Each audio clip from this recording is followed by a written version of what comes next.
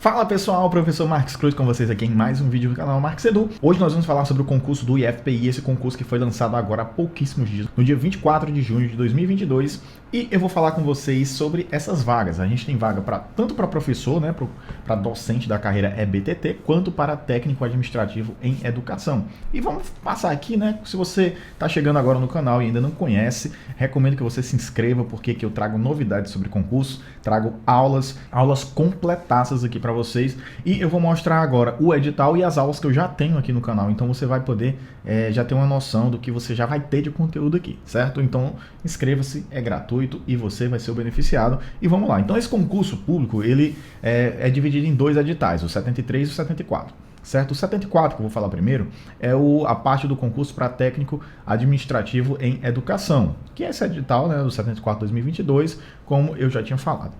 Então, esse edital, ele vai tratar do concurso para preenchimento de 31 vagas, que são de provimento imediato, ou seja, são 31 vagas diretas, logicamente que pode existir vagas também para cadastro de reserva. Essas vagas de cadastro de reserva, elas podem ir surgindo depois por uma remoção, aposentadoria, alguma coisa do tipo, certo? E as vagas, elas são obedecidas conforme o anexo 1. Eu vou colocar aqui quais são as vagas e vocês vão ver direitinho aí quais são os cargos, né, que você pode concorrer. Então, além disso, também no edital você vai encontrar os campi e as vagas específicas mediante como é que elas vão acontecer, né? Como é que elas vão ser distribuídas. E assim, obviamente aqui eu estou trazendo um resumo. Eu recomendo fortemente que você, que vai fazer tanto para técnico quanto para docente, você pegue o edital, que eu vou deixar o link aqui, e você, com esse edital em mãos, você possa ler detalhadamente para você não cometer nenhum equívoco, certo? Enquanto várias situações que a gente vai ver aqui, mas ainda tem outras que eu não vou tratar, porque senão o vídeo vai ficar muito extenso. Então, esse concurso, o concurso para técnico, ele é composto de uma única etapa que consistirá de prova objetiva de caráter eliminatório e classificatório, e ela é para todos os cargos. Obviamente que cada cargo tem uma prova diferente, né? Porque tem as específicas que são diferentes. Então, o edital completo, como eu já falei, né? Você pode encontrar aonde? No site do IFPI, no site www. Na verdade, não tem nem o www, é o concursos.ifpi.edu.br. Então, nesse site você vai encontrar todos os editais, tanto o 73 quanto o 74. Então, vamos lá. Como é o regime de trabalho? O regime de trabalho vai ser de 40 horas semanais. Porém, para alguns cargos, os cargos de médico e médico veterinário, são 20 horas semanais. Lembrando que, apesar de ser a metade da carga horária, o cargo de médico, tanto médico área, né, médico de pessoas e médico veterinário, o vencimento é o que está colocado aí nessa tabelinha, nível E, 4.180, o básico, mais 451 de alimentação, totalizando 4.638,66. No médico, por mais que seja 20 horas, o valor é esse. Para todos os demais cargos de nível E, todos os demais, as demais áreas de nível E, o valor é esse que está colocado aí, sendo 40 horas. Então, o médico é a mesma coisa, o mesmo vencimento, porém 20 horas. É metade, então é como o médico ganhasse o dobro, né? E nível D é 2.446 o vencimento básico, né? Porque você vai entrar na classe nível D 101. No caso do E é 101. Se você quiser entender melhor essas carreiras, como é que funcionam, já tem um vídeo também aqui no canal, certo? O auxílio alimentação para todos é 458. Alguns institutos federais e universidades estão em greve nesse momento, no momento que eu estou gravando esse vídeo. Então, é possível, não sei qual o grau de possibilidade disso, mas é possível que esse auxílio alimentação ele aumente, mas não é uma possibilidade muito remota, enfim, mas 458 é garantido, tá bom? Então, para técnico nível D, 2.904, lembrando que existem alguns benefícios que você pode ter aí, né, alguns adicionais, caso você tenha uma formação que ela é superior à exigência do seu cargo. Se você for formado, isso é nível D, nível técnico, né, nível médio. Então, se você tem um curso técnico, se você tem uma graduação na área, uma especialização, pode ser uma graduação fora da área também, cada um vai ter uma tabelinha lá, que eu já falei em outro vídeo também, mas se você for graduado, especialista, mestre ou doutor, você vai ter aí um upgrade no seu salário, aí, dependendo de quanto você ganha. Na verdade, isso é um percentual específico, né, que vai até 75% no caso de doutor, 52% mestre, 30% especialista, e graduação 20, 25, vai depender aí se é direto ou indireto. Obviamente, todos esses percentuais que eu estou falando eles podem variar se for direto ou indireto, certo? Então, além do vencimento básico e do auxílio alimentação, que é aquilo que eu coloquei na tabela anterior, ainda existem outros auxílios também, né? Existe o auxílio transporte, que aí assim, depende muito, você tem que estudar se vale a pena ou não para você. Não vou entrar muito em detalhe aqui. Existe a assistência pré-escolar também, que tem um valor teto hoje de R$ 321 para cada criança, cada filho que tiver. Eu acho até 3 anos, 6 anos, eu não lembro bem, mas eu lembro que o valor é até 321. Tem assistência de saúde suplementar também, que vai variar de acordo com a idade e com o seu vencimento base, né? Então, o seu salário base. Então, em média aí vai dar uns R$100 e poucos. Se você tiver, sei lá, por exemplo, se você está na tabela lá, você ganha até R$1.400, tem mais de 63 anos, você ganha 200 e pouco. Então, assim, o teto é 200 e poucos reais. O normal, assim, na maioria dos servidores está na casa dos 120, 130, por aí, 100 e alguma coisa. Eu ganho 105, certo? Então, cada pessoa tem aí de acordo com a idade e com o seu salário, o seu vencimento. Então, vamos lá. Além disso, né, que eu falei, tem assistência à saúde suplementar, tem incentivo à qualificação, que é aquilo que eu estava falando agora, né? Caso você tenha um mestrado, uma especialização, um doutorado, vai aumentar um percentual. Obviamente, esse percentual não é cumulativo. E outros que podem surgir aí de acordo com legislação em vigor, como, por exemplo, eu vou falar lá na frente dos docentes, existe o RSC, que é o reconhecimento de saberes e competências, que faz com que o mestre, tendo algumas comprovações de que você tem esses conhecimentos e saberes, você pode equiparar o seu salário ao de doutor, mesmo sendo mestre. Então, é possível. E também tem o RSC 2, que faz com que você, especialista, consiga ganhar o equivalente a mestre, e também o 1, né, no caso de uma pessoa que é somente graduada, consegue ganhar como especialista. Então, existem essas possibilidades aí, que seja de acordo com a legislação em vigor. Então, isso aí é uma coisa atual, né? E como é a taxa de inscrição? Quanto custa? Então, a taxa de inscrição ela vai variar de acordo com o nível de classificação. Nível D é R$100 e nível E, R$120, o valor da inscrição. O valor salgado, sim. O meu concurso, quando eu fiz, eu não lembro lá, o primeiro que eu fiz em 2009, não faço nem ideia quanto foi, mas o que eu fiz em 2016, que é o que eu trabalho atualmente, eu lembro que foi R$220 para professor, para docente, né? Então isso aí é uma coisa que é muito variável, depende muito aí do concurso, depende muito do vencimento, da banca e tal. A banca aqui é a banca própria do IFPI, então eles escolheram esse valor aí, porque tem que pagar os professores, né, ou pagar os técnicos para poder participar da aplicação das provas, né, tem a gratificação por encargo de curso e concurso, então, né, no caso de concurso especificamente. Então, além dessa possibilidade de você pagar, né, você também tem a possibilidade de pedir a isenção, né, solicitar a isenção. E quem é que tem direito à isenção? Eu vou deixar para vocês olharem no edital, não vou falar todos os casos aqui, mas de acordo com o disposto na Lei 13.656 de 2018, aquelas pessoas que têm lá o cadastro único, né, nos programas sociais, tipo, aqui tem o NIS, né, tem o CAD único, então essas pessoas aí que têm a renda per capita inferior a meio salário mínimo, ou igual, né, inferior ou igual a meio salário mínimo, então, ou candidato doador de medula óssea, entidade reconhecida pelo Ministério da Saúde, entre outras coisas, você olhando lá no edital, você vai ver direitinho, só dizendo aqui que você tem a possibilidade de requerer a isenção do pagamento da taxa. Então, corra lá, porque geralmente isso é bem no início, né? Então, se você perder a data, você vai ter que pagar. Vamos lá, então das provas objetivas, como é que vão acontecer essas provas? As provas objetivas, elas são aplicadas a todos os cargos e elas, como eu já falei, né, elas têm caráter eliminatório e classificatório e elas são constituídas por um caderno que vai ter questões de que tipo? Vai ter questões de múltipla escolha e elas são do A, B, C, D, E, ou seja, são 5 itens, certo? E, obviamente, ela tem que ter somente um item correto. Então, são questões de A a E. O que mais que a gente tem? Como é que é a divisão da prova? A gente vai ter língua portuguesa, legislação e ética da administração pública, que eu já tenho um vídeo aqui no canal, vou falar um pouquinho mais adiante. Conhecimentos específicos, que aí vai variar de cada área, dando um total de 40 questões. Então a gente tem 40 questões. Como é o peso? Cada uma dessas sub-áreas, né, como foi colocado aqui, português, legislação e conhecimento específico, tem peso 2. Só que perceba que conhecimentos específicos tem peso 3. Então, português e legislação, peso 2. Conhecimentos específicos, peso 3, ou seja, o peso da específica é maior. Então, se são 20 questões, o total de pontos vira o quê? 60. Então, são 60 pontos do conhecimento específico, 20 pontos porque são 10 questões de ética e legislação, então vai para 20 pontos, e português são 10 questões, peso 2, vira 20. Então, somando tudo, a gente tem um total de pontos de 100.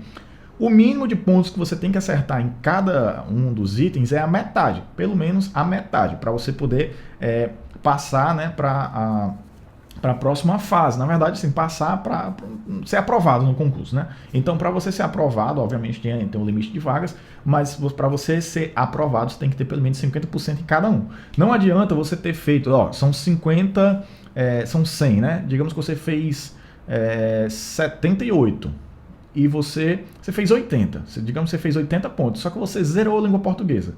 E aí você fez 80 pontos, mas não importa. Se você fez menos do que 10 em língua portuguesa, tá zerado. Já perdeu, já é eliminado. Se você fez menos do que 10 em legislação e ética, ou seja, juntando os dois, né, que são 10 questões, e aí elas vão ser distribuídas, né, o edital não fala, né?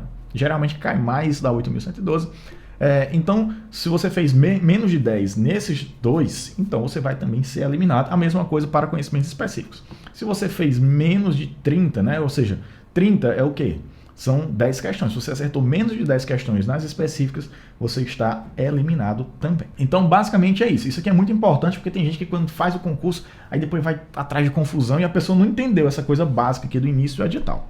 Outra coisa, do resultado. Como é que vai ser o resultado do concurso? O resultado final do concurso ele vai acontecer após o procedimento de heteroidentificação, né, para identificar se aquela pessoa que declarou como negra ela é, pardo, indígena, alguma coisa do tipo, se ela de fato é, e vai obedecer o que? A ordem crescente de classificação e ao quantitativo máximo apresentado na tabela. Essa tabelinha que eu coloquei aqui, só um pedacinho dela, né, coloquei um restinho dela no outro slide, certo? Mas basicamente é o seguinte, a gente vai ter assim, número de vagas ofertadas por campus no edital. Digamos que seja 1. A gente vai ter número máximo de candidatos classificados por tipo de vaga. Se for uma vaga somente, são 3 ampla concorrência, 1 reservado para negros e 3 para pessoa com deficiência, dando um total de 5.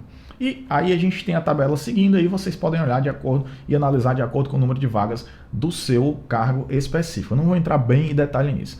Os candidatos aprovados serão convocados de acordo com a tabela a seguir. Isso aqui vale tanto para TAI quanto para docente. Então lá em docente, quando eu for falar nesse mesmo vídeo, eu não vou repetir isso aqui, certo? Então como é que funciona a convocação? Vai funcionar ampla, negro, ampla concorrência de novo, PCD, ampla. Então ele vai fazendo essa sequência, ó. 2, ampla concorrência, 1 vaga de negro.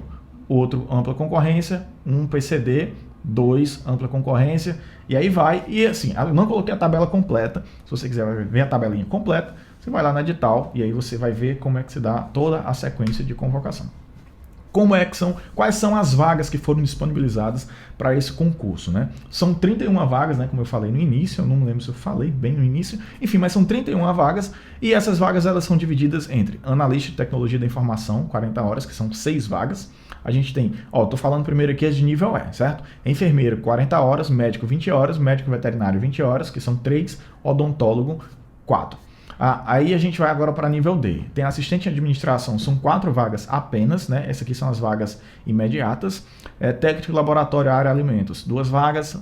Área biologia, são 2 também. Área informática, 3 vagas. Zootecnia, 1 vaga. Tecnologia da informação, 1. Técnico em agropecuária, 1. E técnico em enfermagem também, 1 vaga somente, tá bom? Qual é o vencimento, qual é o salário? A gente já falou também lá atrás, né? Então, a gente vai ter essa subdivisãozinha aí. Então, se você está gostando do vídeo, você ainda não é inscrito no canal, que eu acho que você já é inscrito, então, se você não for, inscreva-se nesse momento. E também você pode me seguir lá no Instagram, no @MarcosCruz, que eu sempre estou interagindo lá com vocês e muita gente faz algumas perguntas até dos vídeos ou coisas que às vezes não estão no vídeo, alguma dúvida em relação à legislação, ao edital. Fala lá comigo que eu sempre gosto de responder assim tão cedo quanto eu possa, tá? Conteúdo programático. Quais são os conteúdos que caem nessa prova para todos os cargos? A gente vai ter o conhecimento comum a todos os cargos, que é o de língua portuguesa, certo? Que é textualidade e interpretação. Textualidade, que vai entrar interpretação, desculpa. Resultados, recursos estilísticos, que vem figuras de linguagem, todas as figuras de linguagem. coesão, coerência, norma padrão e variantes linguísticas, ortografia, uso do acento gráfico, uso do sinal indicativo de crase, morfologia, que é classes gramaticais, processo de reflexão das palavras, sintaxe, que vem regras de regência verbal e nominal, concordância verbal, concordância nominal e colocação pronominal, vem próclise, mesóclise, ênclise, uso de sinais de pontuação, semântica, sinonímia, antonímia, homonímia, paronímia, polissemia, denotação e conotação, certo? Então esse é o conteúdo comum, ou seja, você vai fazer independente do cargo, isso aqui você tem que estudar, certo? E a outra parte, que é o conteúdo programático da parte da legislação e ética na administração pública. Então a gente vai ter, eu deixei destacado aqui o que eu já tenho gravado com muitos vídeos no canal. A gente tem Constituição da República Federativa, essa é a Constituição de 88, capítulo 3, que vai tratar da educação, cultura e desporto, capítulo 4, da ciência e tecnologia, capítulo 7, da administração pública. Lei 8.069, que trata do Estatuto da Criança e do Adolescente, o famoso ECA, e a gente tem também o tópico 3 e 4. Na verdade, vai até o 8, certo? Está no próximo slide. Então, no tópico 3 tem a Lei 8.112. E a 8.112, nós já temos muitos vídeos aqui no canal. Eu acho que já tem uns 14, 15 vídeos, se eu não estou enganado. Então, você pode entrar nessa playlist, que tem uma playlist já. Você pode entrar aqui no canal, pesquisa Playlist 8.112, que eu posso deixar o link também aqui na descrição. Então, entrando nessa playlist, você vai acessar todos os vídeos com resolução de questões, tem macetes, tem música, tem muita coisa bacana. Decreto 1171, eu acho que é um dos vídeos mais vistos aqui do canal, esse decreto. Eu fiz num único vídeo o decreto completo. Então, eu fiz a leitura na íntegra, comentado, com questões, tudo no único vídeo, decreto 1171. Então, recomendo que você dê uma olhadinha lá também, porque esse vídeo aí tá muito bom mesmo. Vamos para frente, a gente tem ainda, no tópico 5, Lei 9.394, de 96, que vai tratar é a famosa LDB, né? Lei estabelece as diretrizes e bases da educação nacional, da educação, dos princípios e fins da educação nacional, direito à educação, tudo isso. Tópico 6, a gente tem a Lei 11.892, que já tem aqui no canal. Então, essa lei já está também toda destrinchadinha. Essa tem dois vídeos. Tem um vídeo só com a lei e outro vídeo com questões. Então, fica aí a dica para vocês também, para darem uma olhadinha nesse vídeo. Lei 13.709, que é a LGPD, certo? Não tem vídeo ainda. Essa lei eu já li, já preparei. Findou que eu nunca consegui gravar, nunca tive tempo. Agora eu estou chegando das minhas férias, então provavelmente eu vou conseguir. Se vocês terem uma noção, eu geralmente estou gravando no final de semana. Hoje é domingo, o dia que eu estou gravando esse vídeo. E por último, a Lei 12.527, que é a Lei de Acesso à Informação, a LAI, certo? Então, tem o que nós temos aqui no canal, tópico 3, 4 e 6, já estão aqui completinhos. Então, vocês já podem ver de maneira gratuita. Alguns eu deixo também o PDF na descrição. O último vídeo que eu gravei da 8.112, que eu respondi questões da banca da UFERSA, eu deixei aqui o link para você baixar o PDF completinho. Esse PDF que eu... vou até mostrar vocês aqui, o PDFzinho que eu faço com as questões. Então, esse tipo de coisa aqui, esse tipo de material, geralmente quando eu tenho tempo, nem sempre eu tenho tempo, eu deixo aqui disponível para vocês, tá vendo? Às vezes quando é só slide não precisa, porque o vídeo já deixa certinho aí para vocês. Pronto, então a gente tem aqui o cronograma de atividades. Publicação do edital foi dia 24 de junho, recursos contra o dispositivo do edital, de 24 a 26 de junho, resultado do recurso contra o dispositivo do edital, dia 27, a isenção do dia 28 de junho a 1º de julho, resultado da solicitação de isenção, 4, e aí a gente vai aqui, a inscrição de fato, inscrição 9 a 25, último dia para pagamento da taxa, dia 26 de julho, próximo mês, deferimento das inscrições, 5. A gente vai ter a data das provas objetivas. Provas objetivas, elas vão acontecer no dia 25 de setembro, certo? Dia 25 de setembro, aí vem todo aquele prazo de recurso e tal. E a gente vai ter aí, que é a divulgação, convocação do candidato para, procedimento de heteroidentificação 7 a 11 de novembro, e o resultado final do concurso, né, do cronograma, é dia 18 de novembro. Ou seja, é um concurso que vai acontecer de forma bem rápida, porque 18 de novembro já dá o resultado final do concurso, né? Se tudo correr certinho aí, se não tiver nenhum imprevisto. Infelizmente, geralmente tem. Vamos agora para o edital de docente, certo? Para professor cargo efetivo da carreira de magistério do ensino básico, técnico e tecnológico, que é o famoso EBTT. Então esse é o edital 73. E vamos lá. O concurso destina seu preenchimento de 98 vagas, que essas vagas são para preenchimento, provimento imediato, bem como a formação de cadastro de reserva. E essas vagas elas vão surgindo de acordo com os processos que acontecem de remoção interna. Então, um campo e outro, uma pessoa sai de um para o outro, vão surgindo novas vagas. Essas disciplinas que são específicas da prova, que vão poder rodar essa remoção, elas estão no anexo 1. Não coloquei aqui no slide porque são muitas vagas. Então, eu recomendo você que vai fazer para professor, abra lá o edital e dê uma olhadinha, porque são muitos. Então não fazia sentido trazer, senão ia ficar muito longo aqui no edital, no slide. Da remuneração, né? Como você quer ser professor, assim como eu sou hoje, quer seguir a carreira BTT, será que vale a pena? Então, a gente tem a Lei 12.772 de 2012, que foi pós-greve, né, que aconteceu, essa lei que ela chegou aí pra gente, e essa lei, ela traz como é que se dá a carreira do professor, do profissional da carreira magistério do EBTT. Quando você faz o concurso, você entra no nível mais baixo, que é o D1, no nível 1, certo? Nível 1, D1. Eu vou mostrar aqui uma tabelinha, vocês vão entender melhor. E o professor da carreira EBTT, ele poderá requerer a retribuição por titulação. Se você tem especialização, mestrado, doutorado, você pode ganhar aí a retribuição por titulação, além de outras coisas, como eu falei lá no início do vídeo, né, no caso do RSC, que você pode equiparar o seu salário a um nível acima do seu. Por exemplo, eu sou mestre, mas eu recebo como doutor, porque eu tenho aí já uma bagagem, tem algumas coisas de produção que me propiciaram, né, me possibilitaram fazer isso, né, fazer esse processo e ele ser deferido. Então, o professor da carreira BTT poderá requerer retribuição por titulação, famosa RT, certo? De acordo com formação acadêmica, e os valores eles estão lá na Lei 2.772. Eu vou passar aqui no próximo slide, você vai entender direitinho. Se você entra com graduação somente na classe D1, nível 1, o vencimento básico hoje é 4.472.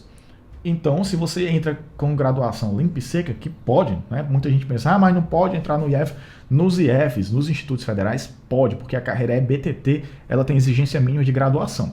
Para as universidades, a exigência mínima é especialização, porém, normalmente hoje elas estão cobrando doutorado, e quando não preenche as vagas, elas caem para o mestrado, certo? Dificilmente você vai ver um professor que entrou, né, hoje, assim, sei lá, uns 10 anos para cá, que ele entrou só com graduação na universidade. Não pode, né? A não ser que seja particular, né? Então, enfim, nas universidades federais não pode. É especialização para cima. E dificilmente aparece só especialista. Normalmente é doutor. Antigamente, acho que uns 5, 6 anos ainda tinha muita vaga para mestre. Hoje está muito para doutor. Enfim, graduação 4.472. Perceba que o vencimento básico para todos, independente de você ter aperfeiçoamento, especialização, mestrado ou doutorado, é 4.472,64.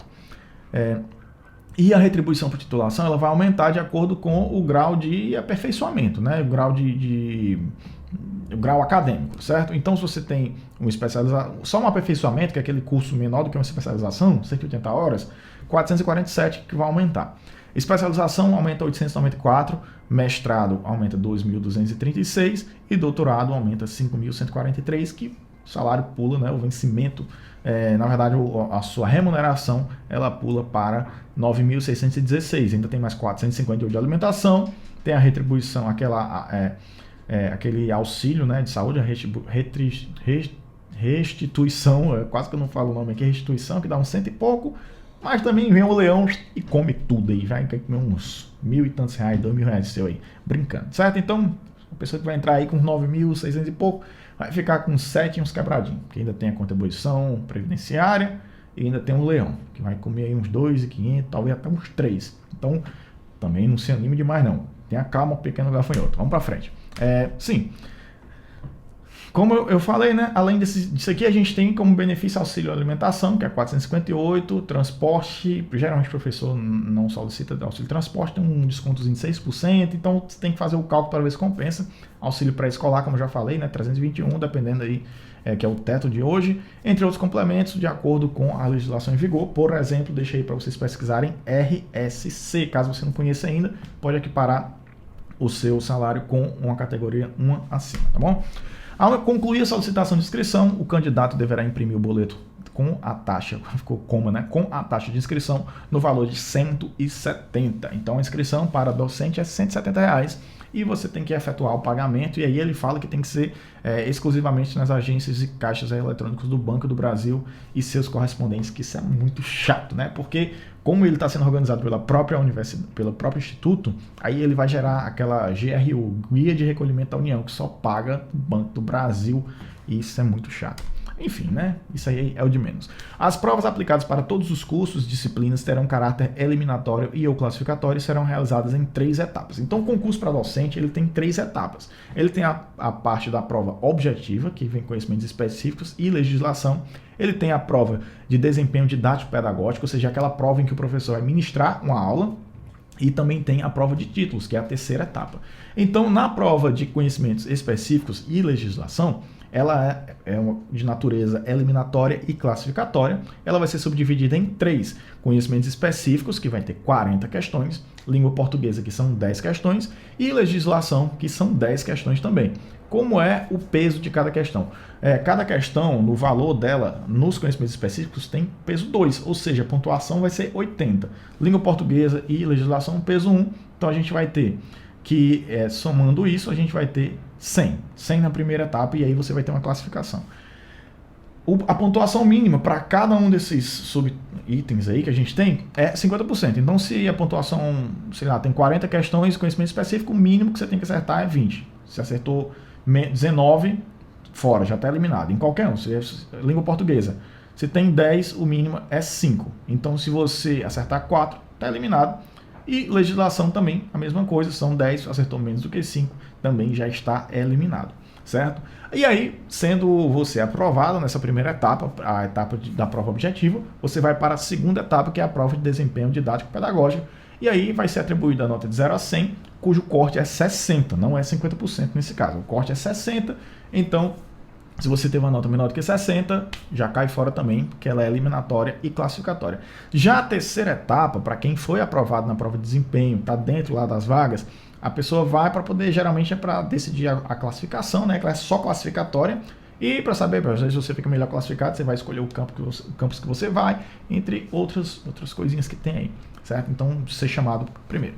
Se você ainda não se inscreveu, se inscreva agora, ou também me segue lá no Instagram, o @marquescruz. Vamos lá, da prova objetiva, que é a primeira etapa. Vamos falar um pouquinho agora sobre essa parte da prova. As provas objetivas, que são aplicadas para todos os cursos, disciplinas e campi, terão caráter eliminatório e classificatório, como eu estava dizendo, e elas vão ser do tipo múltipla escolha, certo? O meu concurso, o do IFCE que eu fiz, onde eu sou docente hoje, no meu concurso lá que eu fiz em 2016, a prova era subjetiva, ou seja, você tinha que escrever. No concurso que aconteceu esse ano, foi esse ano do pessoal, ela era de marcar, era múltipla escolha, certo? Então, objetiva. Então, né, varia muito. No caso aí, a prova objetiva se torna, eu acredito que se torna um pouco mais fácil, né? Porque você tem a possibilidade do chute, né? No meu caso lá, eu não tinha possibilidade de chute. Ou você sabia, ou você não sabia. Então, são 5 questões, A, B, C, D, E, e dentre as quais somente uma vai ser correta. Se tiverem 2 aí, questão anulada, com certeza. O conteúdo programático, lá no item 11.1.1, elas são comuns a todos os cursos, disciplinas e campi, e ela está lá no edital, no anexo 1 do edital. Qual é a parte de legislação que cai para todos os cargos de docente? A gente vai ter Constituição Federal, certo? Que vai título 8, capítulo 3, seção 1 da Educação e suas alterações. E a gente entra também naquilo que eu já falei que já tem aqui no canal, Lei 8.112, a Lei 11.892, que institui a Rede Federal de Ensino Profissional, Científica e Tecnológica, cria os Institutos Federais de Educação, Ciência e Tecnologia e dá outras providências. Aí tem a Lei 9.394, Diretrizes e Bases da Educação, a LDB, como eu já tinha falado, essa resolução do CNE, Conselho Nacional da Educação, e pronto. A gente vai ter legislação para essa parte, isso. Aí vai ter também língua portuguesa, como a gente tinha visto, são 10 questões, né? Textualidade e interpretação textual, recursos estilísticos, coesão, coerência, norma padrão e variantes linguísticas, ortografia, uso do sinal indicativo de crase, morfologia, que vem classes gramaticais, processo de flexão e formação de palavras, sintaxe, que é regência verbal nominal, concordância verbal e nominal, de colocação pronominal, uso dos sinais de pontuação, semântica, que vem sinonímia, antonímia, homonímia, paronímia, polissemia, denotação e conotação. Serão convocados para a prova de desempenho didático pedagógico os candidatos classificados conforme item 11.3 por vaga oferecida em cada curso, disciplina e campus em ordem crescente de classificação da prova objetiva, observando o limite de candidatos conforme anexo 4. Eu trouxe um recorte aqui do anexo 4 porque ele é bem extenso. Então, só para a gente entender, por exemplo, linguagens e suas tecnologias, que é o curso de disciplina língua portuguesa, por exemplo, no campus Uruçuí. Então, ampla concorrência, 5 vagas, pessoas negras 5, pessoas com deficiência 5, então um total de 15. Então, 15 pessoas vão ser convocadas para a prova de desempenho didático, e aí você pode olhar cada um de acordo com a sua sub-área. A realização da prova de desempenho didático pedagógico acontecerá 24 horas após o sorteio. Ou seja, vai acontecer um sorteio que vai dizer qual vai ser o seu tema específico. Então, 24 horas depois, você vai preparar. Aliás, quando for feito o sorteio, você vai preparar a sua aula para você ministrar no outro dia, certo? E pode incluir final de semana, feriado, aí é esse dia. Não precisa ser dia útil. A prova de desempenho didático pedagógico será realizada na cidade de Teresina, Piauí, de acordo com o cronograma e anexo 5, que aí eu recomendo que você dê uma olhadinha. Eu não coloquei o cronograma aqui, certo? Mas eu peço que vocês deem uma olhadinha lá. O tema para a prova de desempenho didático pedagógico será sorteado conforme os itens previstos no anexo 2. Eu botei um recortezinho aqui do anexo 2. Dentre os conteúdos conhecimentos específicos que vão ser dispostos em um envelope devidamente fechado, identificado por curso, disciplina, objeto deste concurso. Então a gente tem como é que vai funcionar. A parte de conhecimentos específicos da administração, você vai olhar, por exemplo, administração, teoria geral da administração, abordagem clássica, humanística, neoclássica, estruturalista. Então você vai pegar isso, são 10. Pode observar que são 10 tópicos. Então o tópico que vai ser sorteado está dentro desses. Então, se você já está pegando agora o edital com bastante antecedência, você já pode ir preparando as suas aulas, estudando e preparando já, porque pode cair qualquer um tema, né? E são 24 horas antes, então é importante que você se prepare. Mas garanta primeiro que você vá para a segunda etapa, né? Então, muita cautela aí na sua forma de estudo para você não focar já na terceira parte, pensar nos títulos, você não sabe nem se passou para a segunda. Então, foque na primeira, passou a primeira, manda brasa na segunda. E aí, depois da segunda para a terceira, é o que você já fez para trás, não tem mais o que fazer, é só reunir as comprovações dos seus títulos. Na prova de desempenho didático, não será permitido ao candidato fazer uso de aparelhos celulares. Então, você não pode levar o seu celular para ficar usando lá para marcar o tempo, certo? Não pode ficar marcando o tempo com o celular. Ou qualquer outro objeto que faça conexão com o ambiente externo durante o período em que ministrar a sua aula. E aí entra já uma situação que eu acho que fica meio contraditório. Por quê? Porque ele vai permitir você levar um notebook. E o notebook é um dispositivo que fornece conexão com o ambiente externo, certo? Eu não sei como é que se eles vão retificar esse item aí depois, se eles vão colocar, exceto o computador que irá ministrar a aula, alguma coisa assim, né? Mas, enfim, não pode levar celular ou algum aparelho, celular, enfim, qualquer coisa que tenha conexão com o ambiente externo durante o período em que você vai ministrar a sua aula. O candidato deverá comparecer ao local designado para prestar a prova de desempenho didático pedagógico com antecedência mínima de 15 minutos do horário estabelecido para o início da mesma. E aí, geralmente, outro problema também, porque o povo marca o final de um com o início da outra, só que você tem que chegar 15 minutos antes, você não pode entrar na hora. Enfim, né? Vamos lá. No futuro vocês vão entender aí como é que se dá toda essa dinâmica, para quem está fazendo aí pela primeira vez. Então você tem que chegar com pelo menos 15 minutos de antecedência. Eu, quando fui fazer a minha, cheguei com mais de 1 hora de antecedência. Melhor garantir, né? Então, além disso, né, você vai ter que entregar à banca examinadora, antes do início da prova de desempenho didático pedagógico, o plano de aula em 3 vias impressas, certo? Então, isso aqui, no concurso do IFCE, teve uma pessoa que entrou na justiça por causa disso, porque a pessoa não entregou conforme o edital diz. O candidato deverá entregar à banca examinadora antes do início da prova de desempenho didático. O cara entregou depois do início, e aí ele foi eliminado. E aí, enfim, entrou na justiça dizendo que era desproporcional e tal, mas já vá sabendo, você tem que entregar o plano de aula antes da aula. Se é o plano de aula, a pessoa que vai avaliar você, que é uma banca composta por 2 professores da área e um pedagogo, ela precisa saber como é que vai ser, como é o seu plano, como é que a pessoa vai avaliar você se ela não sabe o que você está planejando. Se você entregar no final, a pessoa vai ficar, né, sem saber como avaliar. Então, eu acho que é até justo, né? Porque já está dizendo claramente no edital, ó, entregue antes do início uma via para cada uma das pessoas. Beleza, então, claro, né? Simples. O não cumprimento dos itens 13.5 a 13.7 implicará a eliminação do candidato. Cada membro da banca examinadora atribuirá uma nota independente de 0 a 100 e a nota final da prova de desempenho didático pedagógico será a média aritmética simples, ou seja, só mais 3 dividido por 3 dos membros, considerando-se até a segunda casa decimal e desprezando as demais. Ou seja, ele não fala de arredondamento, é truncamento, certo? Olha até a segunda casa decimal e o resto esquece. Será considerado habilitado para a prova de desempenho didático pedagógico o candidato que obtiver no mínimo, a gente já tinha visto isso, né? 60 pontos, estava lá naquela parte do edital, naquele quadro que eu mostrei. A sessão será, isso aqui é uma coisa que eu também achei muito estranho, 13.12. A sessão será pública, ficando o acesso do público ao recinto, onde será ministrada a aula condicionada ao mesmo tempo ofertado ao candidato ministrante. Olha aí, então a aula que você vai ministrar, ela pode ser assistida por outras pessoas. Algumas bancas não aceitam isso. Fazia muito tempo que eu não via uma banca aceitar isso. Ah, você levar, sei lá, a sua esposa, a sua namorada, o cunhado, o amigo, o professor, para assistir a sua aula. Lembrando que, como fala aqui, ó, não será admitida manifestação de qualquer natureza por parte do público presente durante o transcurso da prova, quer seja verbal, gestual ou que possa importar prejuízo ou vantagem ao candidato que esteja fazendo a prova. Eu acho que isso não é muito interessante. Por quê? A pessoa, quando vai fazer essa prova didática, a prova tem que ser ministrada a aula tem que ser ministrada em 40 minutos. Você não vai poder ficar olhando o relógio, né? Você não vai poder ficar olhando. Aí, se bem que o edital não falou de relógio, mas geralmente não pode nada, né? É bom vocês conferirem direitinho isso aí, certo? Eu não vi proibindo o relógio. Mas eu geralmente, quando eu estou ministrando aula, estou gravando essa aula aqui, tem o horário aqui em cima no slide.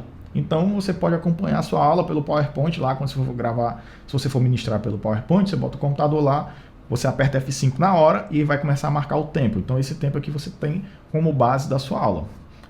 Então, eu acho assim, caso tenha uma pessoa lá assistindo, um amigo, um namorado, irmão, um primo, cunhado, professor, qualquer outra coisa, a pessoa pode dar uma piscada, alguma coisa assim, né? Eu sei que aqui está dizendo, sendo proibido qualquer gesto, qualquer coisa, mas não tem como a pessoa dizer, na hora que eu coçar o nariz é porque deu tempo. Como é que a pessoa vai saber um código desse, né? Então eu acho que não é muito interessante, não. Acho que é para ter só a banca e a pessoa mesmo. Acabou-se. Mas é o que o edital está colocando, é o que vai ser, é o que está valendo, né? A minha opinião aqui, ela não vale muito, não, né? Aliás, não vale de nada. O que vale é o que está sendo colocado no edital. É a lei do concurso. 13.12.1.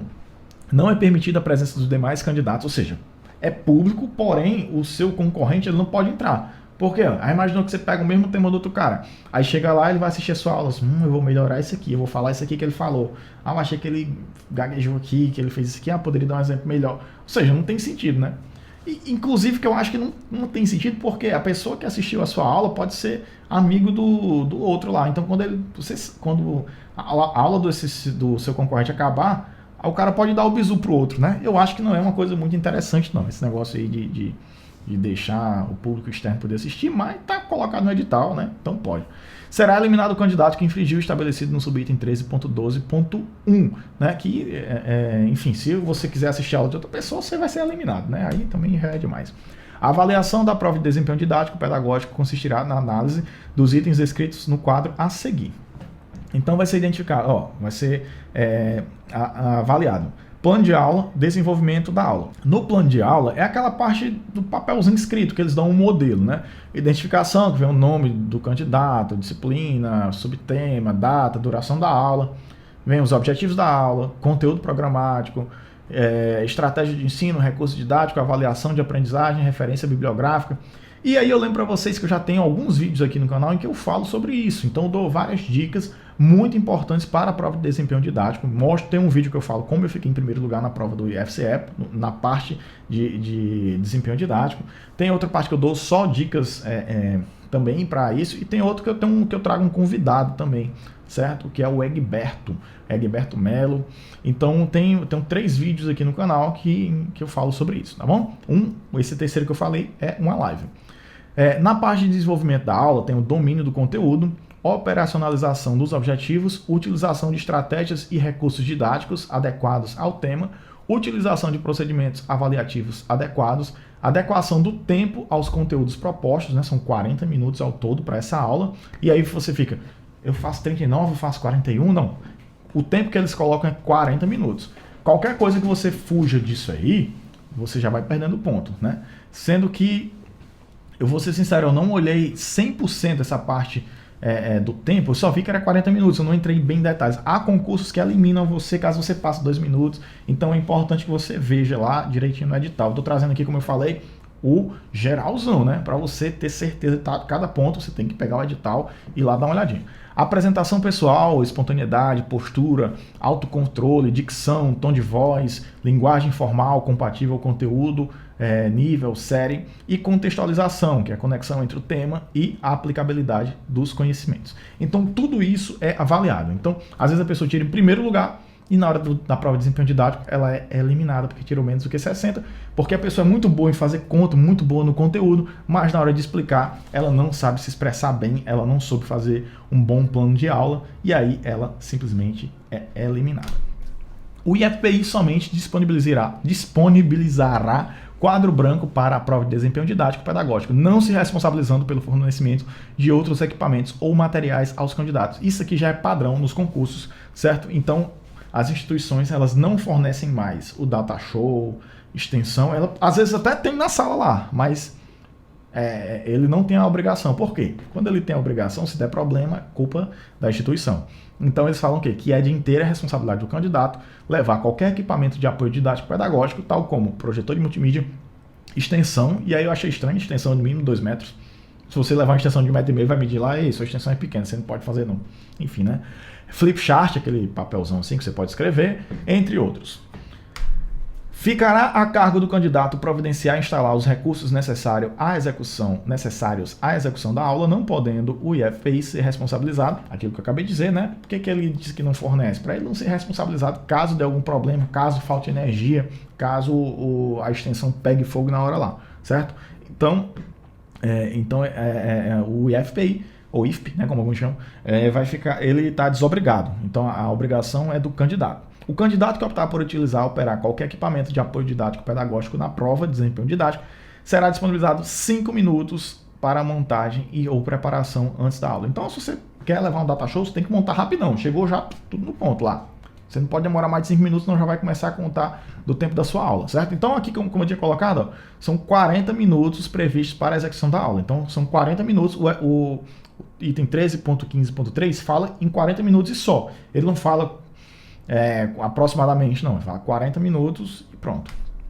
Todos os candidatos convocados para a prova de desempenho didático pedagógico deverão enviar os documentos referentes à prova de títulos no período específico do cronograma deste edital e serão avaliados os títulos somente dos candidatos considerados habilitados na prova de desempenho didático. Ou seja, todo mundo que passou para a segunda etapa envia os títulos, mas só vai ser analisado de quem for aprovado nessa etapa, ou seja, só quem for aprovado para a terceira. Por que eles fazem isso? Para agilizar o processo para eles, porque o prazo vai ficando bem curto. Então, terminou a prova de desempenho didático, todo mundo já tem a nota na hora, então eles só vão fazer o compilado para poder organizar e publicar. Então, enquanto isso, eles já vão começando a fazer análise lá dos títulos, né, para agilizar o processo do concurso. Aí, como é que funcionam os títulos? Ó? No caso, doutorado, se for na área específica, vale 40 pontos. E aí, mestrado, né, a gente tem aqui, ó, na área direta, doutorado na área direta 40, área correlata 20. Mestrado vale 20 pontos, em área correlata 10 pontos. Especialização 10 pontos, na área direta, a área correlata 5 pontos.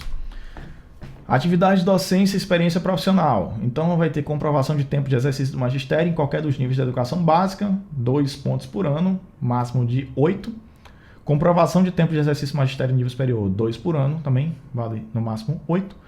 Comprovante de tempo de experiência profissional, exceto o magistério na área de conhecimento ou disciplina do objeto do concurso, né, para quem já trabalhou na área. comprovante de aprovação em concurso público também, participação em bancas examinadoras, e aí vai banca de concurso, tese de doutorado, dissertação de mestrado, especialização e TCC. Cada um vale aí também até 3 pontos, certo?